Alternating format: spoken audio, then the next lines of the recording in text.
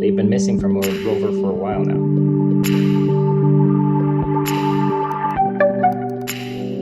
The reason they've been missing is because of the new lower leg design. By spreading out the bearings here, I lost the ability to actually attach anything with the mounts that we had created for those ultrasonic sensors, because there's no way to screw in with this bracket now kind of blocking the hole. So that brought me over to this new design. Nothing's changed with the lower leg bearing assembly. It's only this bracket here that's been added. This now allows me to mount this guy back on. You can see it's a perfect fit. And you'll notice that the bracket is mounted using set screws rather than regular screws. And the reason is this, that's just some washers falling off. The primary servo needs to fit in over top, and there's no way of getting a screw in here otherwise. It's completely blocked off with our design of the lower leg bearing assembly.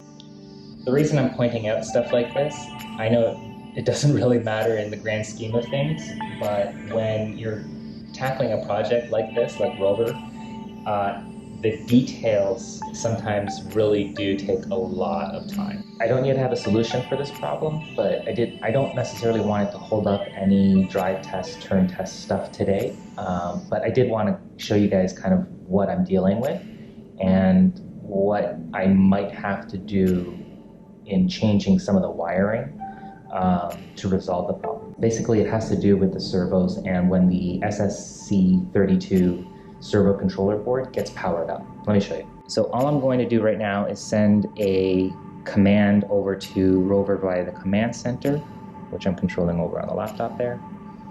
And all it's going to do is basically tell this front left wheel to stay where it is, which is in the wide position. And what you'll see is all of these servos jerk when the SSC-32 board receives power. See that? And this is the only leg that received any command after that. There's a delay of about, I think, 1 second or something. That's why you saw the jerk and then you saw the rotation. Because once it received its command, it rotated into the correct position. And the other ones you can see are kind of out of alignment. If I send the same command again, all of them jerk. This one gets its command, so it comes back to its correct position. The other ones are even more out of alignment now.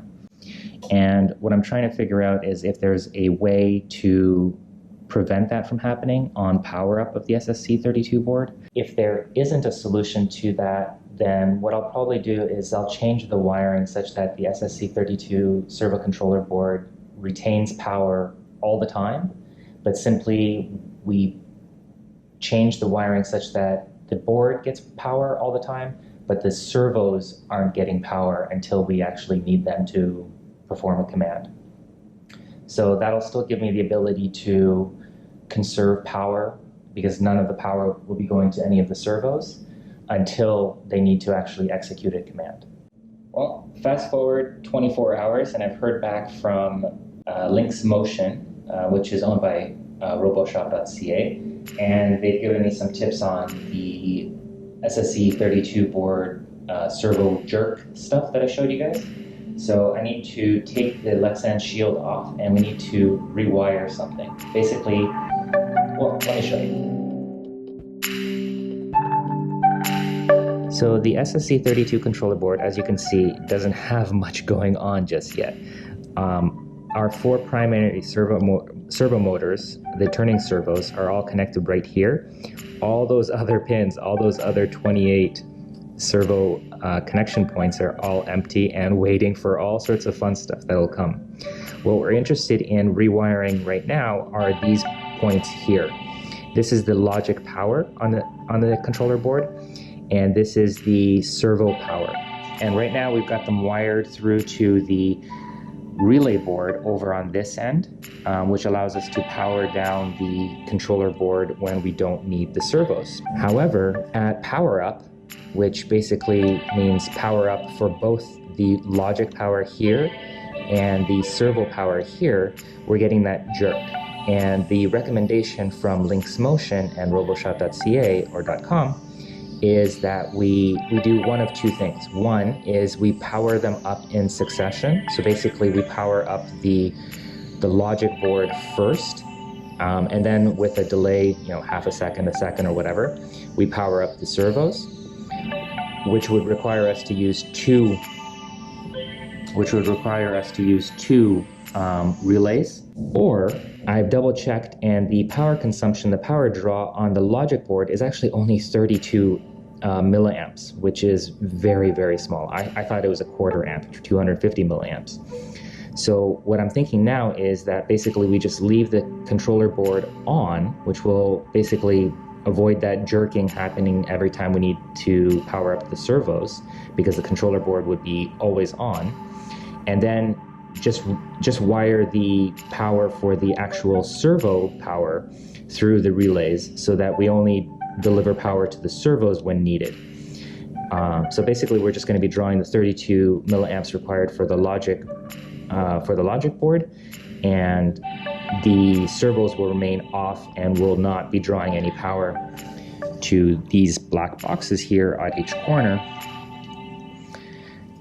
until we actually need those servos to do something for us, such as turn ROVer around. So what I've got to do now is yank this board out, figure out the rewiring here in conjunction with the relay board over at this end. I don't think it should be too complicated, seeing as how I've already done most of the wiring stuff, but needs to be done. Of course, it ended up being much more time-consuming than expected, but I ultimately got the relay board wired for both the logic power as well as the servo power independently, so it gives us total control.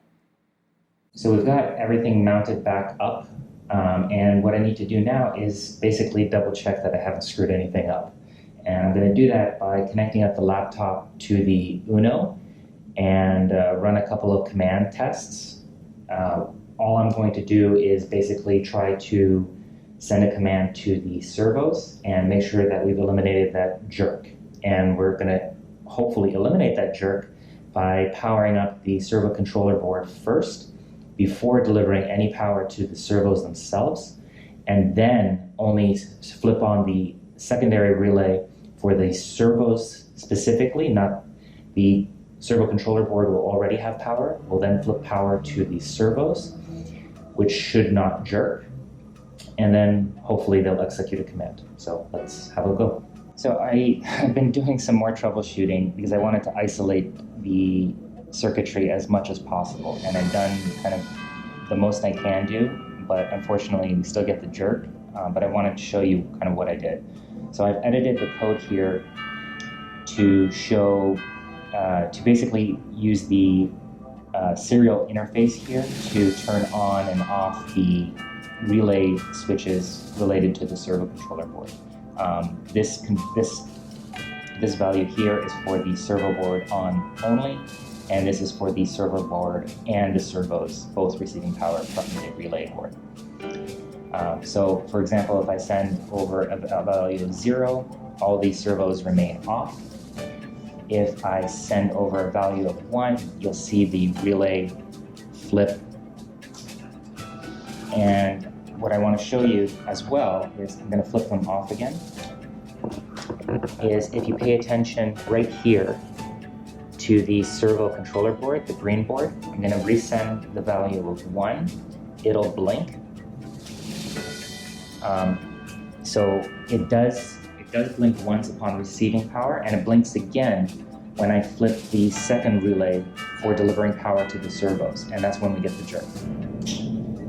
So there you go. So it seems as though independently of the servo controller board logic receiving power, it's when the servos receive power that they jerk.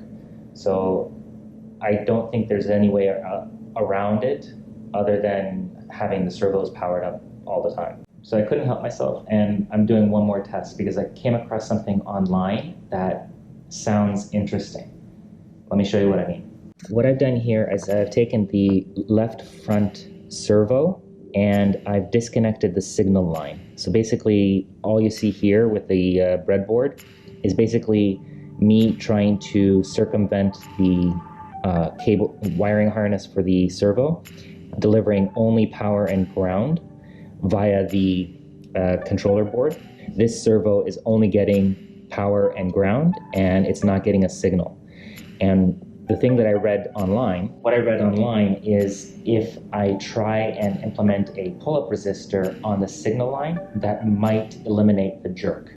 So with that new wiring kind of bypass in place, what I'm going to do is do the same sort of testing as before. So right now I'm sending over a value of 0, which is all relays off. I'll now hit the 1, which will power on the servo controller board.